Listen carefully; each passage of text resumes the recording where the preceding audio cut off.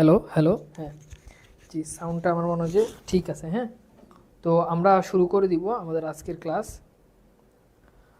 তোমরা আমাকে একটু জানাও যে আমার সাউন্ড ক্লিয়ার আছে কিনা এবং কথা ঠিকঠাকভাবে শোনা যাচ্ছে কিনা। তো আজকে আমরা পড়ব কপিল দাস মুর্মুর শেষ কাজ। আমাদের ২৬ ব্যাচের নতুন যতগুলো যা যা ছিল সব কিছু আমরা পড়ে ফেলেছি। এইটা আমাদের মানে শেষ গল্প, ঠিক আছে? এটা হচ্ছে আমাদের শেষ গল্প এবং আজকে এইটার উপর আমাদের ২টা ক্লাস হবে। কপিল দাস মুর্মুর শেষ কাজ, এটার উপর আমাদের ক্লাস হবে ২টা। ওকে, তো আমরা ২টা ক্লাস এটার উপর করব, যেহেতু এটা একটা বড় গল্প। তো ঠিক আছে, ওকে। সেকেন্ড পেপার যে বইটা আমাদের, ওইটা ১ সপ্তাহের মধ্যে বের হবে এবং এটা হচ্ছে সেকেন্ড পেপার বইটা হচ্ছে ২৫ এবং ২৬ ব্যাচের জন্য। আর ফার্স্ট পেপার যেটা বের হবে ওটা শুধু ২৬ ব্যাচের জন্য। ২৫ ব্যাচের জন্য ফার্স্ট পেপার বই বের হবে না। কথা কি বুঝাইতে পারছি? ২৫ ব্যাচের জন্য ফার্স্ট পেপার বই বের হবে না। কথা ক্লিয়ার?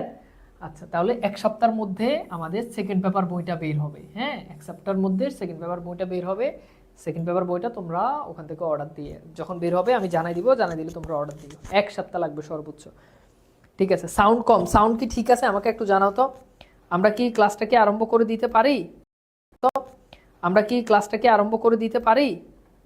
ওকে, আসসালামু আলাইকুম। ওয়ালাইকুম সালাম, গুড।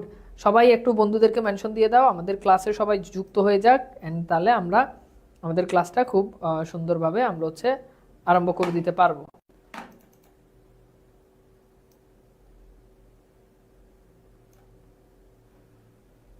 বুঝছো? ওকে ওকে, গুড। তাহলে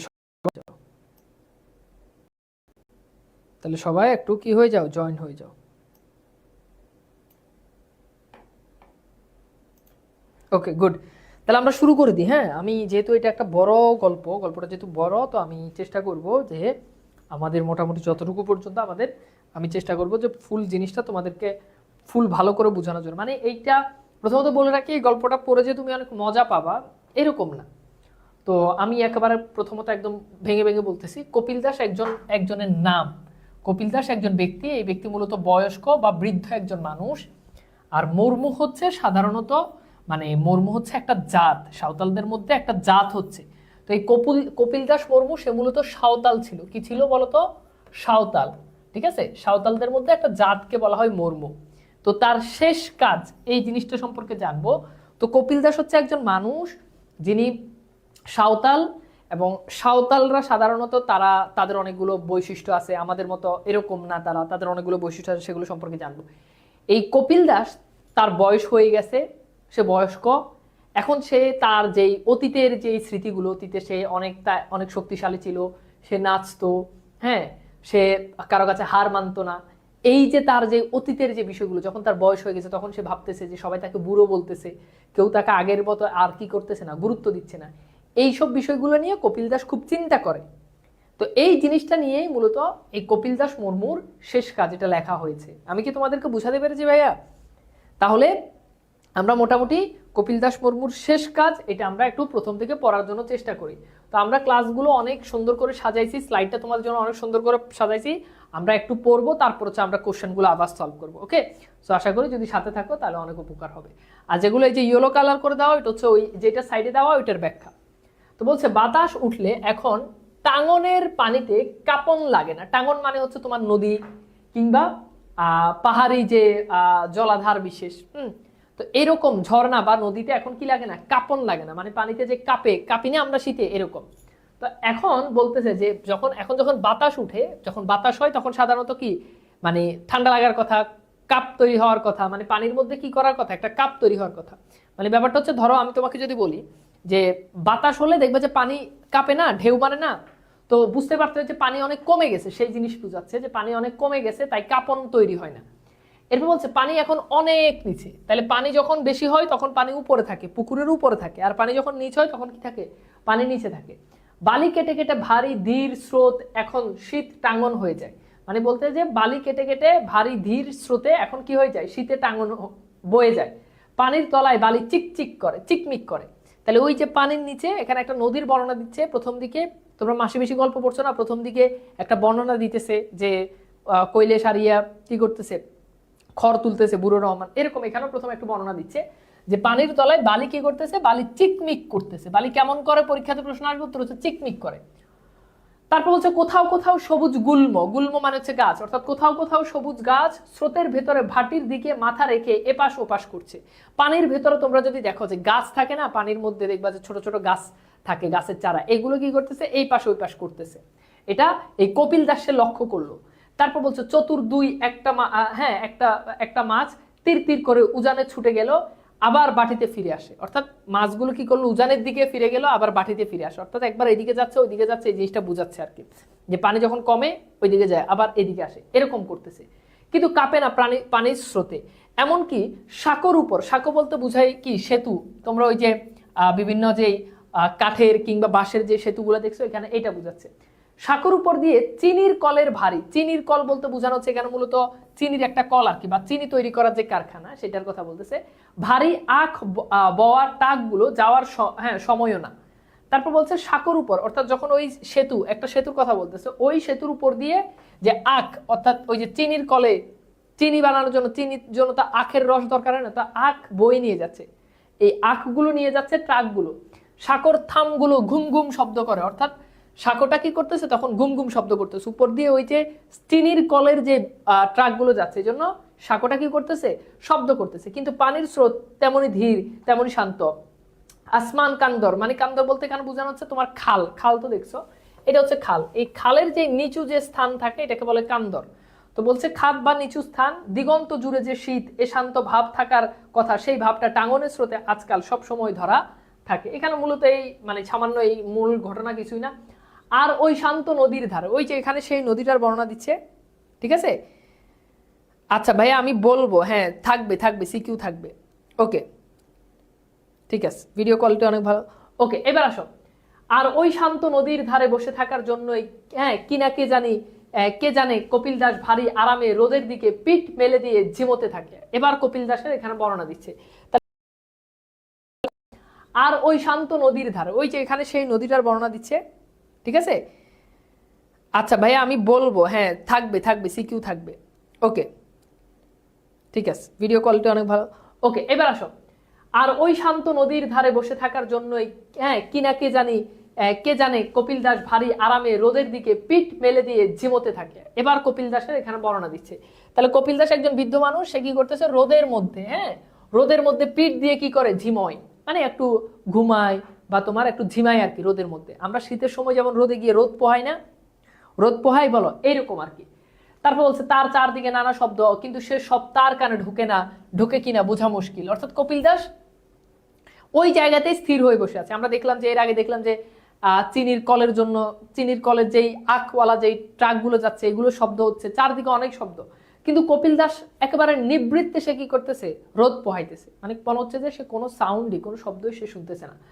এরপর বলছে ধরো কিরকম ঘা ঘা চিৎকার করতে করতে চিনির কলের ট্রাকগুলো ছুটছে। তাহলে ওই যে এই যে চিনির কলের যে ট্রাকগুলো, এই ট্রাকগুলো লেখক বলতেছে এগুলো ঘা ঘা ঘা ঘা করে চিৎকার করতেছে, অর্থাৎ ট্রাকের যে আওয়াজ সেটাকে বলতে, যে এভাবে চিৎকার করতে করতে ট্রাকে আওয়াজ দিতেছে। হ্যাঁ এরপর বলছে ফর্মের ভিতর বিনোদ মিস্ত্রির খান দুই ট্রাক্টর, হ্যাঁ দুই ট্রাক্টর, ওই যে এখানে যে গরুর ফার্ম মুরগির ফার্ম বলেন, এই ফার্মের কথা বলছে। ফার্মের ভিতর বিনোদ মিস্ত্রি, এখানে বিনোদ মিস্ত্রির কথা বলছে, একজন একটা চরিত্র, একটা নাম বিনোদ মিস্ত্রি। ফার্মের ভিতর বিনোদ মিস্ত্রি খান দুই ট্রাক্টর হ্যাঁ ট্রায়ালের জন্য চালু করে রেখেছে, আর ধকধক ধকধক শব্দ একটানা সকল দুপুর রাত ক্রমাগত চলেই চলছে। অর্থাৎ ওই যে ট্রাকের শব্দ, বিনোদ মিস্ত্রির যে ট্রাক, ওই ট্রাকের শব্দ হইতেছে, কিন্তু কপিল দাস মুর্মু ওই সাউন্ডগুলোকে একেবারেই কানে নিচ্ছে না। নদীর উপর আবার কোথাও এক রাখাল সারাদিন ধরে একটা বুনো সুর হ্যাঁ বাঁশিতে বাজিয়ে যাচ্ছে।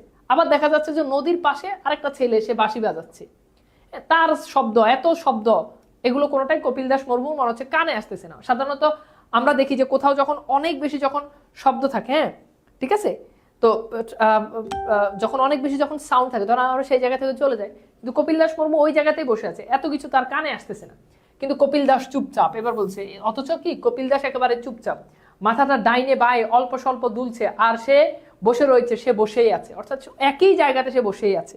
কপিল দাস একই জায়গাতে কি আছে, বসেই আছে, ওকে। এরপর দেখো আমরা কিছু জ্ঞানমূলক প্রশ্ন সলভ করি। সেখানে প্রথম প্রশ্ন হচ্ছে পানির তলায় কি চিকমিক করে। 4টা করে প্রশ্ন থাকবে, 4টা প্রশ্ন তোমরা একটু সলভ করার জন্য চেষ্টা করো। দেখো জ্ঞানমূলক প্রশ্ন সমাধান, এই প্রশ্নগুলো কিন্তু পরীক্ষাতে অনেক বেশি প্রশ্ন আসে। তাহলে প্রথম প্রশ্ন হচ্ছে পানির তলায় কি চিকমিক করে। 2 নম্বর প্রশ্ন হচ্ছে দু একটা মাছ উজানে ছুটে গেলে আবার কোথায় ফিরে আসে। খুব ভালো করে, উজানে ছুটে গেলে এগুলো আবার কোথায় ফিরে আসে। এর বলছে চিনির কলের ট্রাকগুলো কিভাবে ছুটছে, বলতো চিনির কলের ট্রাকগুলো কিভাবে ছুটছে। 3 নম্বর প্রশ্ন। 4 নম্বর প্রশ্ন বলছে নদীর উপর কে সারাদিন বাঁশি বাজিয়ে যাচ্ছে। সো এই 4টা কোশ্চেন একটু সলভ করো তো, দেখো পারো কিনা। যেই কয়টা পারো সমস্যা নাই, বাট প্রশ্নগুলো সলভ করো। দেখবা যে ভাইয়ের ক্লাসে যাই পড়াবো জ্ঞানমূলক, দেখবা যে ওই জায়গাগুলো থেকে পরীক্ষায় প্রশ্ন আসবে। কথা কি বুঝাইতে পারছি? জ্ঞানমূলক ওইগুলোই আমাদের পরীক্ষাতে প্রশ্ন আসবে। সো খুবই গুরুত্বপূর্ণ এবং গুরুত্ব দিয়ে পড়বা। বুঝাইতে পারছি? ওকে,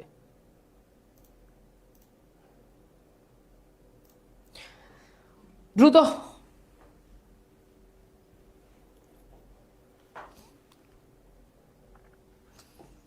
তাহলে বলো তো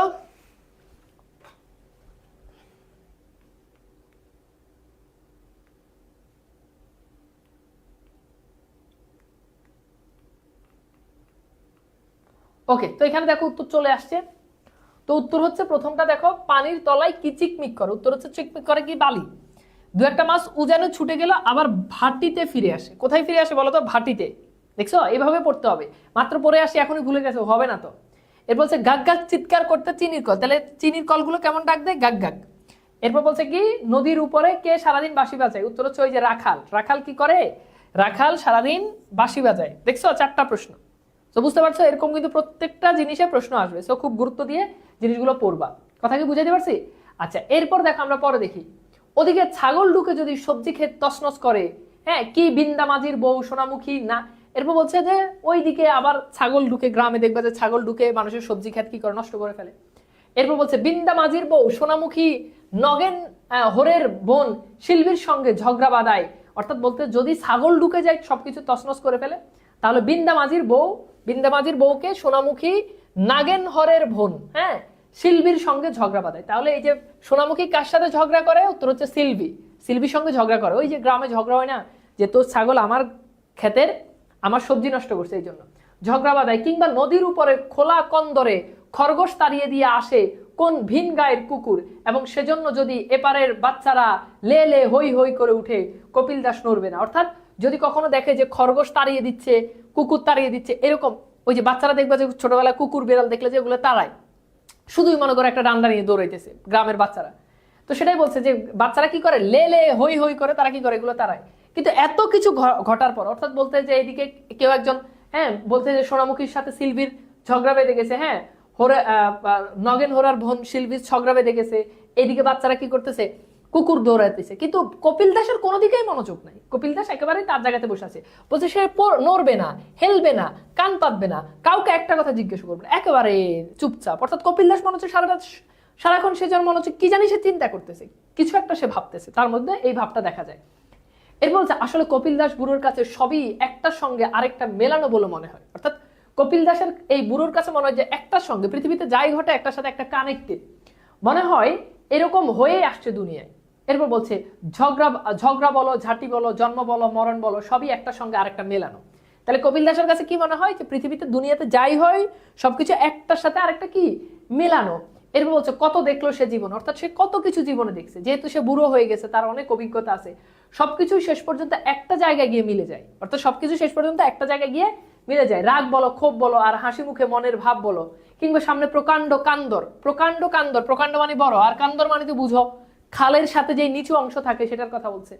কিন্তু কান্দর উপরকার আসমান, আবার নিচে টাঙ্গনের স্রোত, সবকিছু যে তা দেখতে পাওয়া যাচ্ছে, যা শোনা যায় সবই একটার সঙ্গে আরেকটা পর্যন্ত মেলানো। আসলে তার মনে হয় সংসারে অনেক ভেতরে ধীর এবং নিরবিচ্ছিন্ন একটা স্রোত আছে। অর্থাৎ সংসার বলতে বোঝানো হচ্ছে এই যে আমাদের যে জগৎ সংসার, এই সংসারের ভিতরে মনে হচ্ছে যে একটা স্রোত বয়ে যাচ্ছে, সবকিছুর সাথে একটা সাথে আরেকটা কানেক্টেড, সবকিছুর উপর দিয়ে হ্যাঁ ওই স্রোত বয়ে যায়। সেখানে কাঁপন নেই, উত্তেজনা নেই, চিৎকার নেই, সবকিছু সেখানে ক্রমাগত একটা সঙ্গে আরেকটা মিলে যাচ্ছে।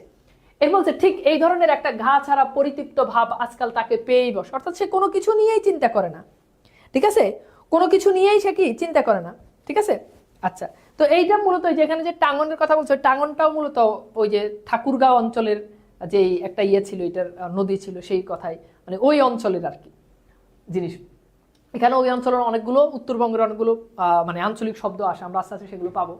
তার বলছে ঠিক এই ধরনের একটা গা ছাড়া ভাব তার মধ্যে, মানে সে সবকিছু নিয়ে উদাসীন, কোনো কিছু নিয়ে সে ভাবে না, তার কাছে মনে হচ্ছে দুনিয়াতে যাই হয় এগুলো খুব নর্মাল, একটার সাথে একটা কানেক্টেড। তারপর বলছে আর সেজন্য শীতের রোদে পিঠ দিয়ে ভারী আরামে সে ঝিমোতে পারে। বয়স বেড়ে গেলে সম্ভবত মানুষ এরকম একটা অবস্থা হয়ে, মানে বয়স বেড়ে গেলে মানুষ মনে হয় এরকম একটা মানে অবস্থা হয়ে যায়, সবকিছু একটা হেলাফেলা একটা ভাব চলে আসে, কোনো কিছুতেই ওরকম গুরুত্ব দেয় না। তবে সব সময় ওই ভাবটা থাকে না, অর্থাৎ সব সময় ওই ভাবটা থাকে না। আর তখনই পুরনো ঘটনার ছবির পর ছবি সাজিয়ে নিয়ে চোখের সামনে, অর্থাৎ সব সময় এরকম থাকে না। কপিল দাস মাঝে মধ্যে নিজের পুরনো যেই ঘটনাগুলো আছে এই ঘটনাগুলো নিয়ে এসে চিন্তা করে। এরপর হচ্ছে পুষণা পরবে। এই পুষণা পরব মানে হচ্ছে বিশেষ পূজার আয়োজন। তা এক পূজার সময়, এটাকে বলছে পুষণা পরব। পূজার সময় তুমুল নাচ জুড়েছে দেখো কপিল দাস, অর্থাৎ ওই সে চিন্তা করতে যে একটা পূজার সময় এরকম নাচ হতো, সেই নাচের কথা সে চিন্তা করতেছে। তার গলায় বাঁধা মান্দল, এই মান্দল বলতে বোঝানো হচ্ছে যে তোমার এক ধরনের বাদ্যযন্ত্র গলায় বেঁধে রাখে ঢোলের মতো, তো সেটা কিরকম শূন্যে ঘুরপাক খাচ্ছে, মেয়েদের গলায় কেমন শানানো স্বর, অর্থাৎ মেয়েরা যে গান গাচ্ছে এটাকে বলছে শানানো স্বর, মানে তীক্ষ্ণ স্বর। তাহলে বুঝতে পারতেছে এখানে যে সে সেই যে পুষণা পরব আছে, অর্থাৎ সেই পূজার কথা, সেই পূজার আয়োজনে যে নাচ, সেই নাচের কথা সে চিন্তা করতেছে। গলায় বাদ্যযন্ত্র থাকে, মেয়েরা খুব তীক্ষ্ণ স্বরে গান গায়, এগুলো তার এখন মনে পড়তেছে। কপিল দাস দেখতে দেখতে নিজের যৌবন কালে চলে যায়, অর্থাৎ যখন তার যৌবন ছিল, এখন তো সে বৃদ্ধ হয়ে গেছে। তো এইটা আমরা যেমন আমাদের শৈশবের অনেক ঘটনা স্মৃতি শেয়ার করি, আমরা যখন বুড়ো হয়ে যাবো তখন আমরা আবার আমাদের এই লাইফে যে ঘটনাগুলো এগুলো আমরা শেয়ার করবো, তাই না? না, এটার উপর আরেকটা ক্লাস হবে, এটা আমাদের 2টা ক্লাস হবে। তো সেও এরকম তার যৌবনের কথাগুলো সে স্মরণ করে, একের পর এক ঘটনা মনে পড়তে থাকে তার।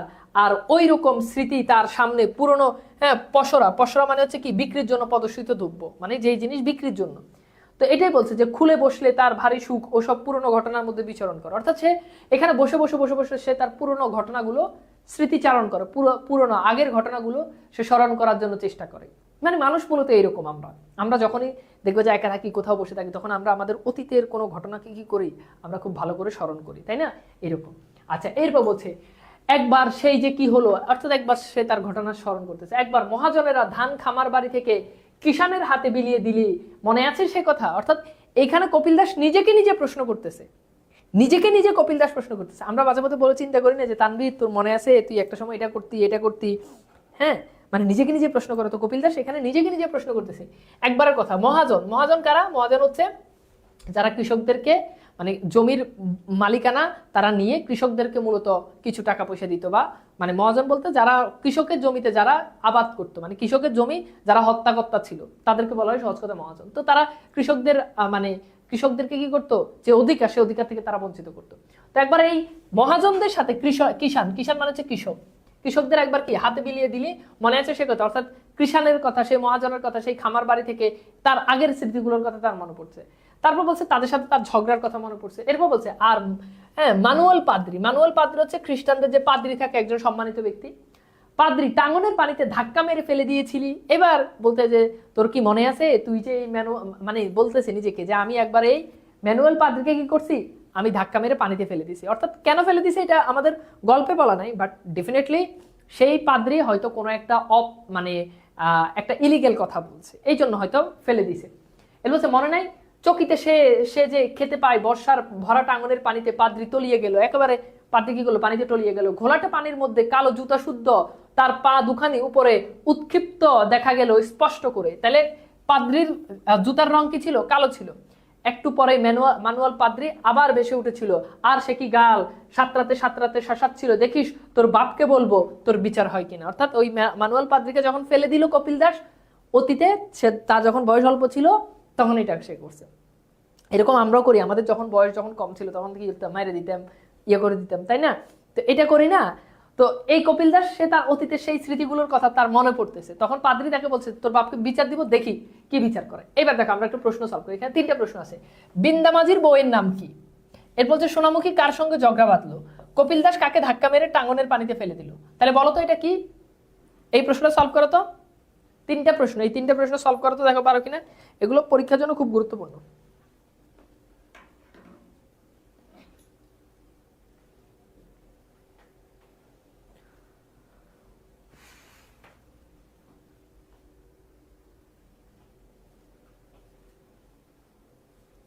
ওকে, তাহলে দেখো তো, এটা দেখো তো পারো কিনা।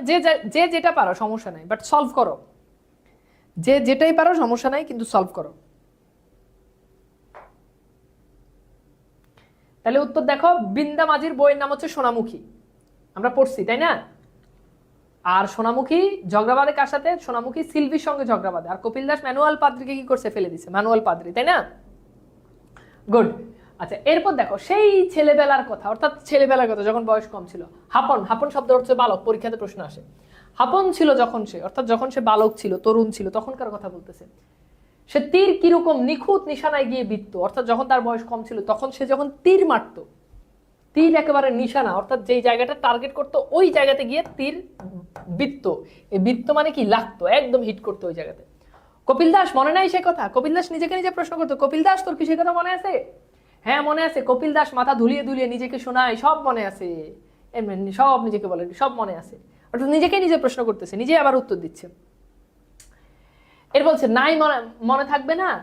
হ্যাঁ, সান্তালের বাচ্চা না সে? সান্তাল মানে হচ্ছে সাঁওতাল, অর্থাৎ বলতেছে যে আমি তো সাঁওতালের ছেলে, আমি ভুলে যাব কেন? হ্যাঁ, দেখ তো খরগোশের পেছনে কে ছুটছে অমন।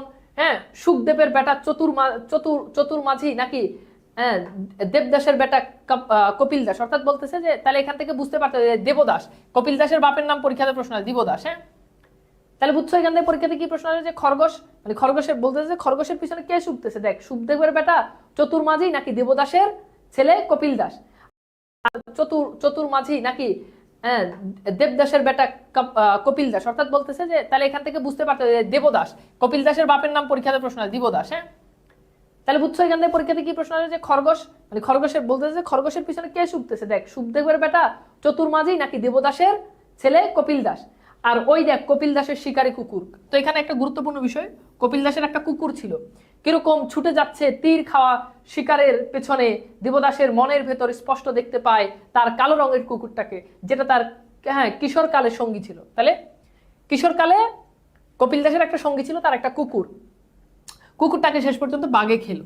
তো ওই যে সাঁওতাল যারা আছে তারা মূলত বনের ভেতরে, বনের পাশে বসবাস করতো। তো বন থেকে একটা কুকুর কি করলো, ওই কপিল দাসের সেই কুকুরকে বন থেকে একটা বাঘ খেয়ে ফেললো, সেটার কথা বলছে।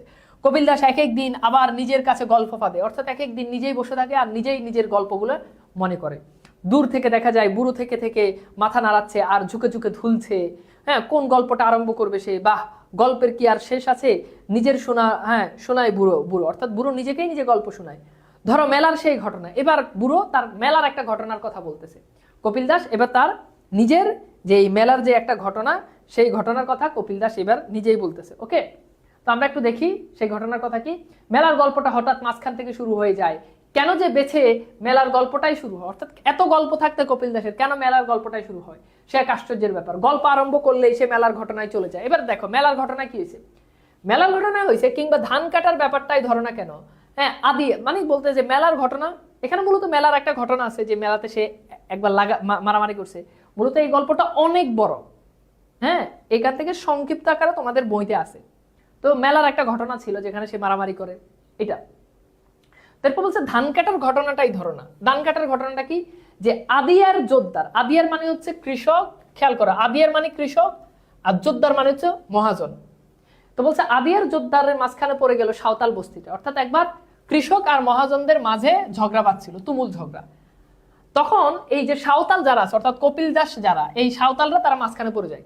তারা কি কৃষকের পক্ষে নিবে নাকি তারা মহাজনের পক্ষে নিবে, এটা তারা বুঝে উঠতে পারতেছিল না। গোপীনাথ হু হু করে না, মানে গোপীনাথ হচ্ছে ওই যে সাঁওতালদের মানে মোড়ল ছিল, নেতা ছিল। ডাইনে বাই তাকাই না, ওইদিকে হ্যাঁ ওদিকে কে একজন আগুনের কুণ্ডুলির উপর আরেক ভোজা নাড়া চাপিয়ে দিয়ে গেল, ধাও ধাও করে জ্বলে উঠলো আগুন। আর ওই আগুনের আলোয় গোপীনাথ কপাল চকচক করতে লাগলো, কিন্তু সে সাদা চুল ভর্তি, মাথা ঝুঁকিয়ে বসে আছে তো বসে আছে। অর্থাৎ এই যে গোপীনাথ, যে তার তো উচিত ছিল যখন এই সে হয় কৃষকের পক্ষে নিবে, না হলে সে মহাজনদের পক্ষে নিবে। কারণ এই গোপীনাথ হচ্ছে সাঁওতালদের মধ্যে সে হচ্ছে মোড়ল, মানে প্রধান ব্যক্তি। তো সে খালি মাথা নাড়ায়, এখানে বলছে সে খালি মাথা নাড়ায়, সে কোন পক্ষ নিবে এটা মনে হয় সে নিজেই জানে না। তাহলে আমরা একটু প্রশ্ন সলভ করি। কপিল দাসের কুকুরের রং কি ছিল? 1, 2 নম্বর হচ্ছে কপিল দাসের কুকুর খেয়েছে কে? 3 নম্বর হচ্ছে আদিয়ার ও জোদ্দার শব্দের অর্থ কি? 4 নম্বর হচ্ছে সাদা চুলবর্তী মাথা বলতে কার মাথাকে বোঝানো হয়েছে? তাহলে বলো তো, প্রশ্নগুলো সলভ করো।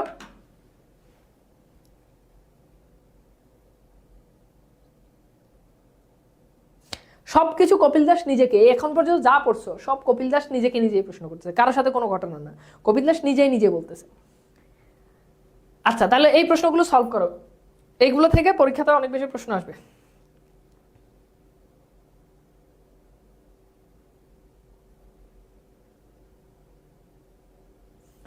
তাহলে দেখো,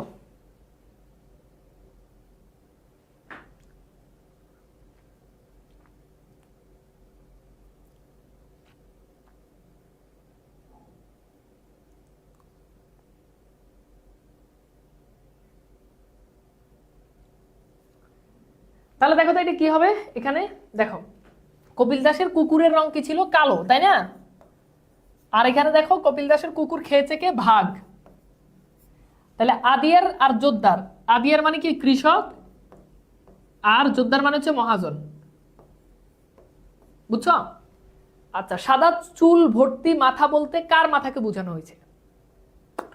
তাহলে বুঝতেই পারতেছ, এই যে একটু আগে আমরা পড়লাম যে, কই জানি গেল, এই যে একটু আগে আমরা পড়লাম এই যে গোপীনাথ, তাই না? তাহলে কার কথা বলছে বলো তো? গোপীনাথ। হ্যাঁ, ওকে।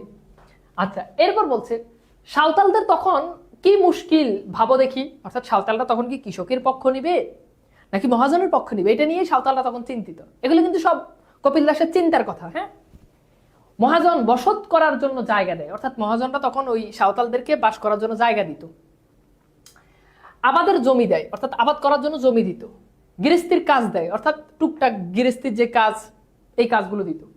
সেই মহাজনের বিপক্ষে কেমন করে যায়, অর্থাৎ তখন ওই যে গোপীনাথ যে ছিল সে চিন্তা করতে যে সেই মহাজনদের বিরুদ্ধে আমি কেমনে যাই, তারা আমাদেরকে থাকার জায়গা দিত, আমাদেরকে গৃহস্থের কাজ করার জন্য দিত, আবাদের জন্য আমাদেরকে, মানে চাষাবাদ, আবাদ মানে চাষাবাদ, চাষাবাদ করার জন্য আমাদেরকে জমিও দিত।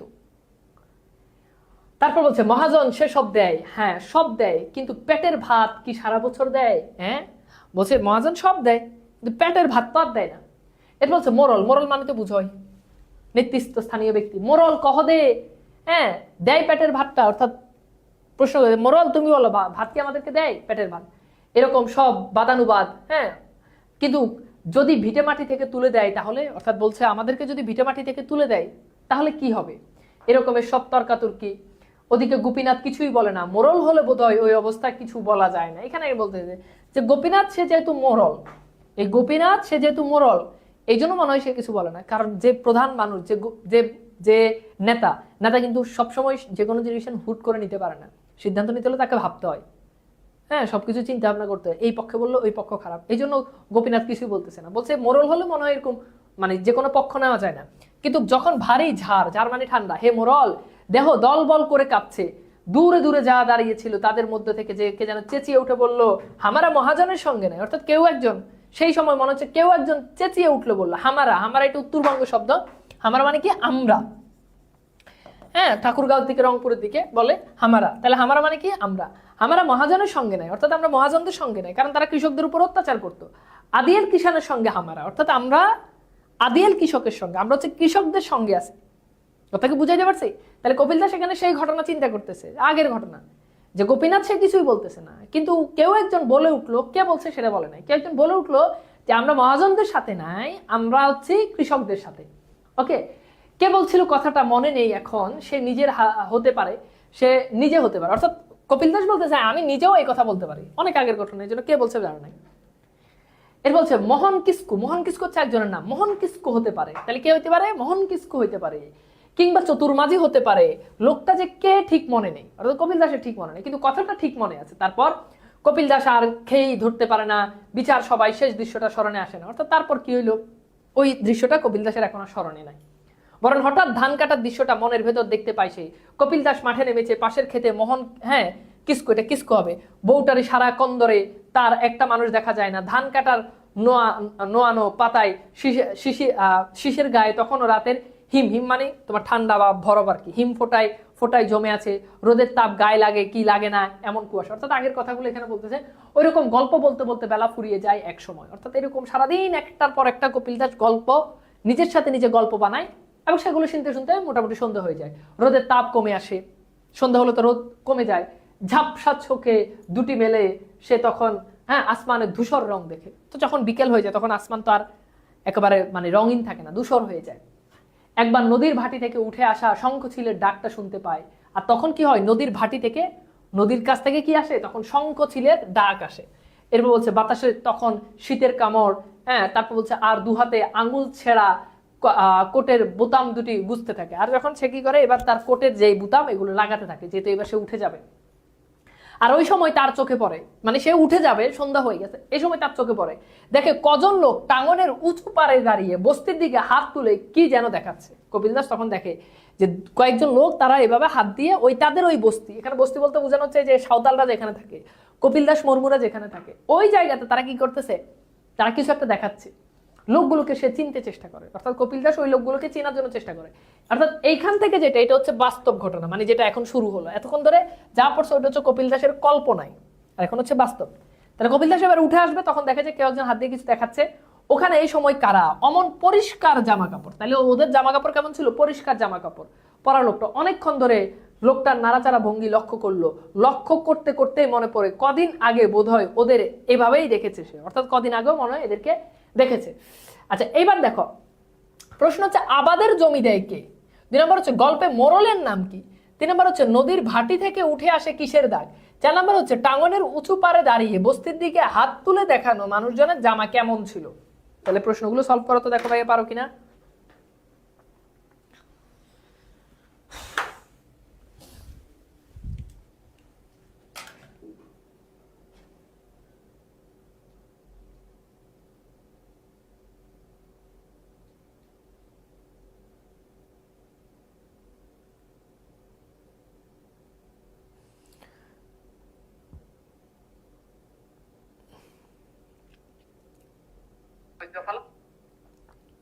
দ্রুত সলভ করো।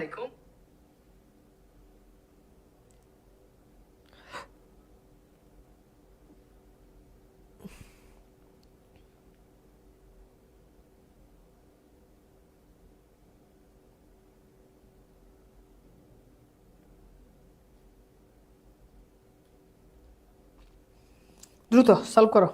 জামা কেমন ছিল?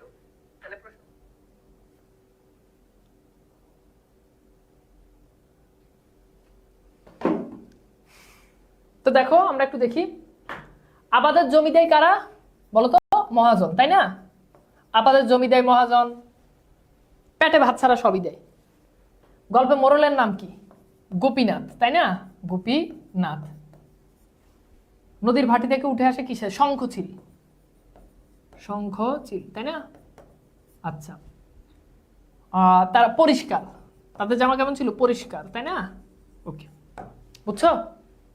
গুড, দেখো তোমরা পারতেছো, থ্যাংক ইউ। ঠিক এভাবেই দাঁড়িয়ে দাঁড়িয়ে বস্তির দিকে হাত তুলে কি যেন বলা বলি করছিল। সে এক সময় চিনতে পারে পরিষ্কার জামা কাপড় পরা লোকটা ম্যানেজার মহাজন ছাড়া আর কেউ না, আর কেউ হতে পারে না, অর্থাৎ মহাজনদের লোক, এটা বুঝাচ্ছে। কিন্তু এমন সময় ওখানে দাঁড়িয়ে ওদের কি কাজ, অর্থাৎ এই সন্ধ্যার সময় ওরা কেন ওখানে দাঁড়ায় আছে?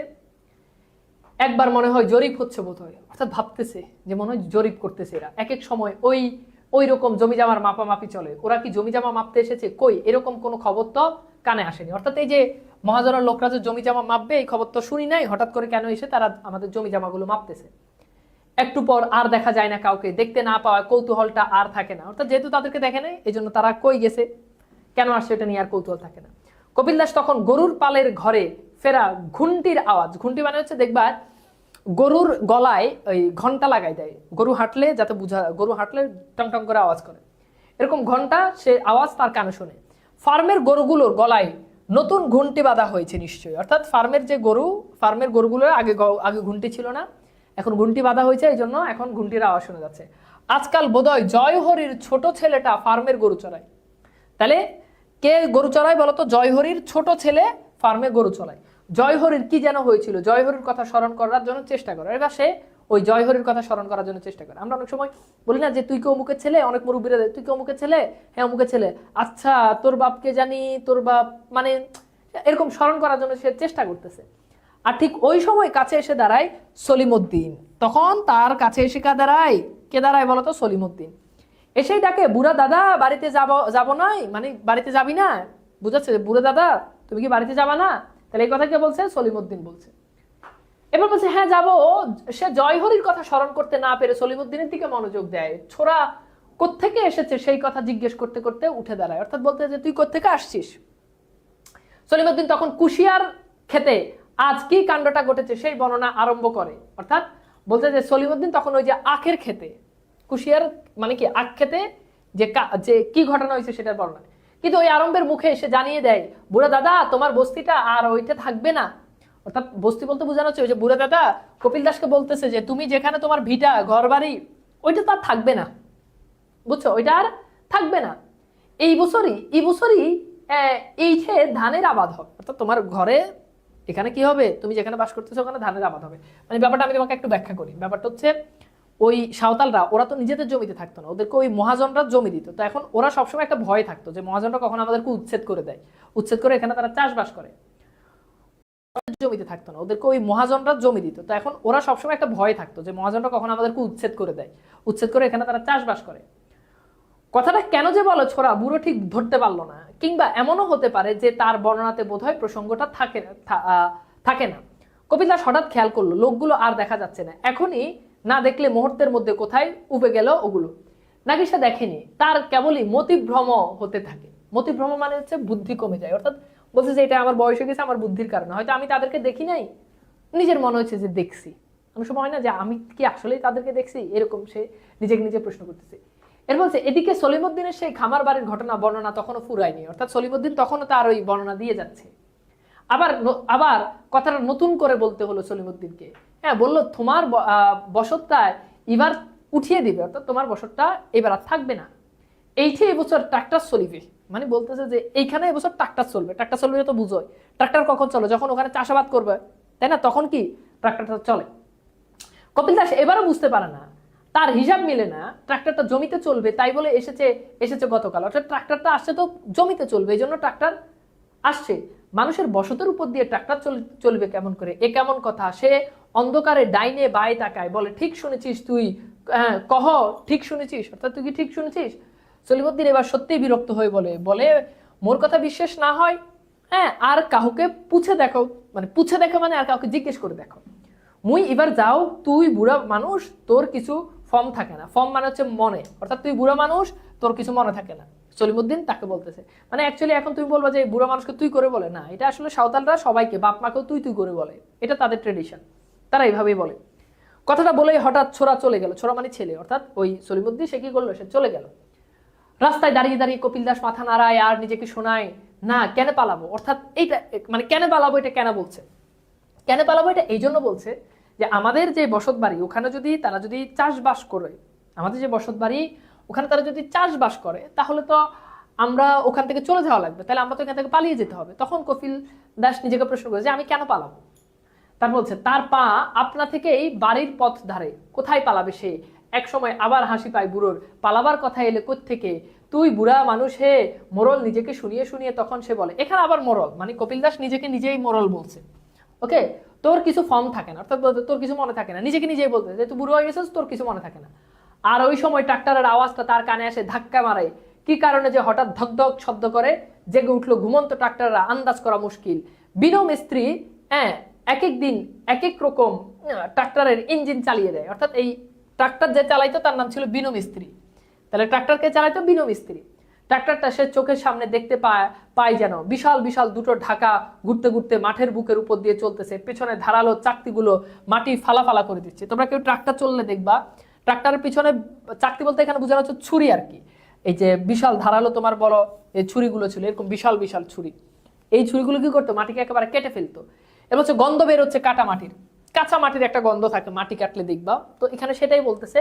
এভাবে ট্রাক্টরটা চলে আসে একেবারে দীনেশ কিস্কুর বাড়ির সীমানা, অর্থাৎ দীনেশ কিস্কুর বাড়ির সীমানা পর্যন্ত ট্রাক্টর চলে আসছে। তো এখানে আমরা একটু প্রশ্ন দেখি যে আজকাল কার ছোট ছেলেরা ফর্মের গরু চড়ায়, আজকাল কার ছোট ছেলেটা ফর্মের গরু চড়ায়। এক, বুড়া দাদা যাব নাই, মানে উক্তিটি কার। এরপর বলছে গল্পে ট্রাক্টরের ইঞ্জিন চালিয়ে দেয় কে, ট্রাক্টর কার বাড়ির সীমানা পর্যন্ত চলে এসেছে। মাত্র পড়ে আসছে, প্রশ্নগুলো সলভ করা দেখো পারো কিনা।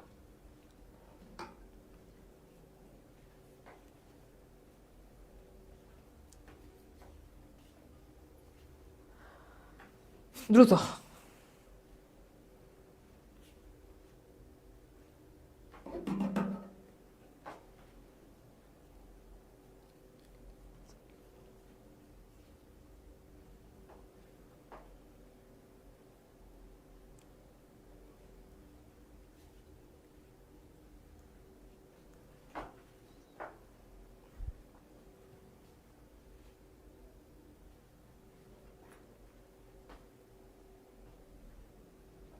দেখো তো পারো কিনা। তাহলে এটা দেখো, আজকাল কার ছোট ছেলে ফর্মের গরু চলায়? তাহলে এটা দেখো, আমরা একটু দেখি, আগে যাই, তাহলে পারবা। দেখো এখানে যে এই যে দেখো, দেখো কই জানি, এই যে এখানে ছিল। হ্যাঁ, আজকাল জয় হরির, এই যে দেখো জয় হরির ছোট ছেলে। হ্যাঁ, তাহলে আমরা যদি দেখি এখানে কি হবে বলতো, এটার উত্তর হবে কি জয় হরি। হ্যাঁ,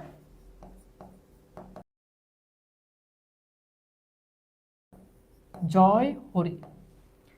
বুঠা দাদা বাড়িতে যাইবে না, উক্তিটি কার? তাহলে এটা তো বুঝতে পারছো, সলিমুদ্দি। গল্পের ট্রাক্টর ইঞ্জিন চালিয়ে দেয় কে? এই যে দেখো, একটু দেখো, উত্তর কি বিনো মিস্ত্রি, তাই না? তাহলে এটার উত্তর কি হবে? বিনো মিস্ত্রি, বিনো মিস্ত্রি। এরপর দেখো আমরা দেখি ট্রাক্টর বাড়ির সীমানা পর্যন্ত চলে, কার বাড়ির সীমানা পর্যন্ত চলে আসছে? তাহলে দেখো তো, এই যে দীনেশ কিস্কু। হ্যাঁ, তাহলে উত্তর কি হবে বলতো? দীনেশ কিস্কু।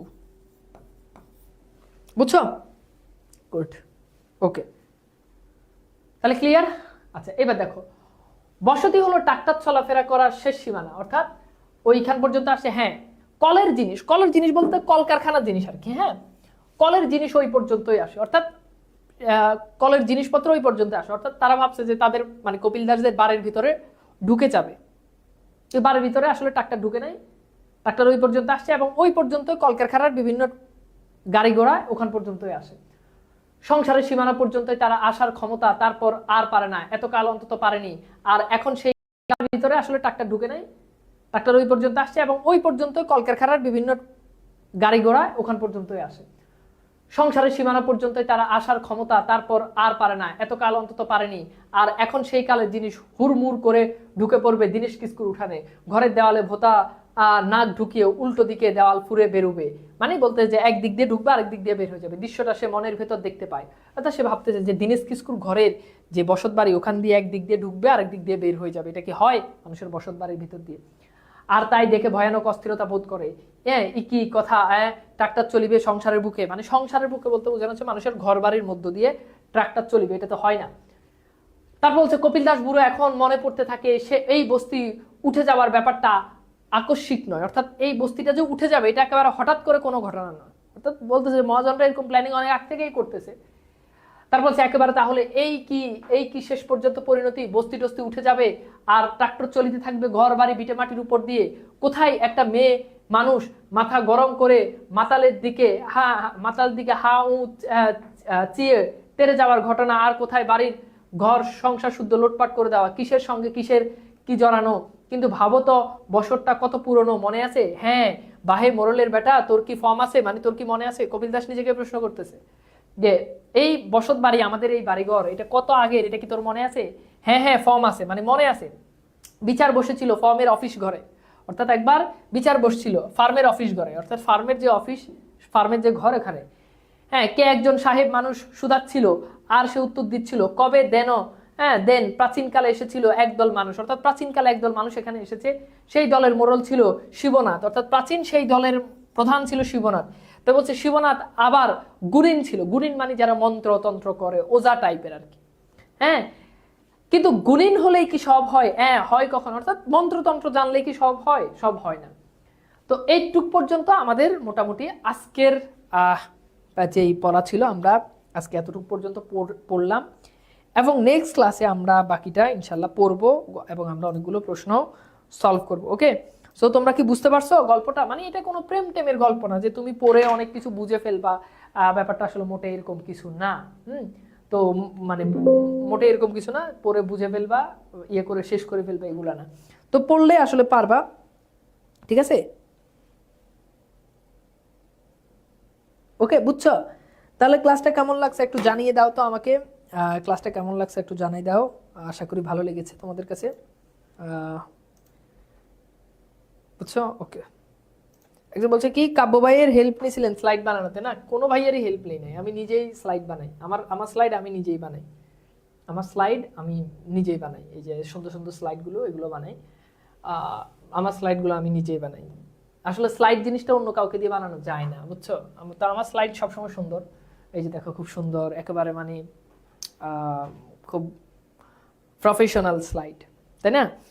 স্যার বানানোর উপর একটা ক্লাস নিয়েন। হ্যাঁ নিব নিব, তোমাদের এটা শেষ করে নিই তারপর নিব। তোমরা বানানের ক্লাস চাইছো, অনেকে হচ্ছে মনে হয় উচ্চারণের ক্লাস, কিন্তু উচ্চারণের ক্লাস পরে আবার আমি নিছিলাম, আমি ভুলে গেছি। বানানোর উপর তোমাদের ক্লাস হবে। হ্যাঁ ঠিক আছে, ওকে। আর ওই যে তোমরা অনেকে তরবারি বইটা অর্ডার করতে চাচ্ছ, বইটাও আজকে বের হয়েছে, তো তোমরা চাইলে বইটা অর্ডার করতে পারো, সমস্যা নেই। তোমাদেরকে ওই বইটা 25 ব্যাচের বাংলা বাস 5.0 যারা, তারা ওটা নিতে পারবে। ওকে, কোনো সমস্যা নেই। আলহামদুলিল্লাহ, অনেক ভালো, good, very good, very good, thank you. Okay, so তাহলে সব কিছু ঠিকঠাক নাকি? ঠিক আছে, তাহলে ভালো থাকো। আর তোমাদেরকে এই যে আমাদের যে গল্পটা আছে ওইটার হচ্ছে আজকে যতটুকু হয়েছে অতটুকুর উপরে স্লাইডটা দিয়ে দিব। হ্যাঁ, তাহলে ভালো থাকো, আল্লাহ হাফেজ, ভালো করে